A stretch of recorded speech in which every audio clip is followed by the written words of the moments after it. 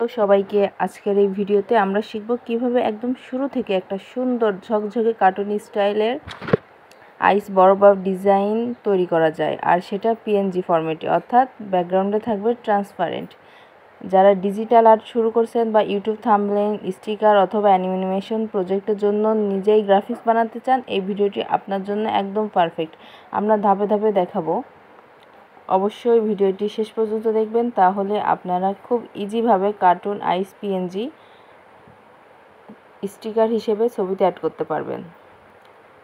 Video শুরুতে সবাইকে আসসালামু আলাইকুম। আমরা প্রথমে গুগল ক্রোমে চলে যাব, তারপর এখানে সার্চ দিব কার্টুন আইস পিএনজি। দেখতেই পারলেন আমি উপরে সার্চ দিয়ে নিয়েছিলাম।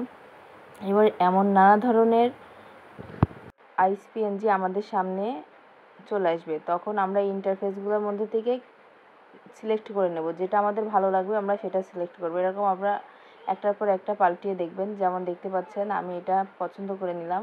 এবার এই ছবিটার উপর টাচ করলে ডাউনলোড ইমেজ, এটা আমার গ্যালারিতে সেভ হয়ে যাবে। এমন আমি আরেকটা ছবি ডাউনলোড করে নিব। আপনারা আপনাদের পছন্দ মতন যে কোনো ছবি ডাউনলোড, এইভাবে স্টিকারগুলো ডাউনলোড করে নেবেন, এটা আপনাদের গ্যালারিতে সেভ হয়ে থাকবে। এখন তারপর আমরা চলে যাব ইনশট অ্যাপে। আমি এটা ইনশট অ্যাপ দিয়েই করব। ইনশট অ্যাপে আমি চলে এসেছি, দেখতেই পারলেন আমি স্টিকারের উপর ক্লিক করছি। এখন এখান থেকে ওই যেই ছবিটা আমি ডাউনলোড করেছি সেটা আমি খুঁজে বের করে নিব। বের করে আমি একটু আমার এটা খুঁজে নিচ্ছি।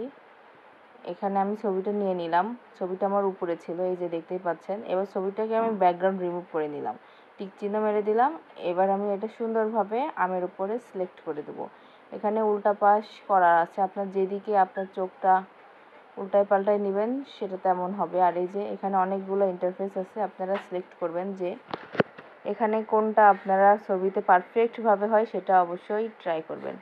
আর এখানে একটু নিচে আসলে দেখতে পাচ্ছেন যে অনেক ধরনের কালার ঠিক করা যায়, সেটা আপনাদের পছন্দ মতো করে নেবেন। আমি আরেকটা স্টিকার নিয়ে নিলাম, এটা আমার ভালো লাগে নাই, আমার এখানে অনেকগুলো আগে থেকে ডাউনলোড করে রেখেছিলাম, সেই ছবির ডাউনলোড করা স্টিকারের মধ্যে থেকে আমি একটা নিয়ে নিলাম।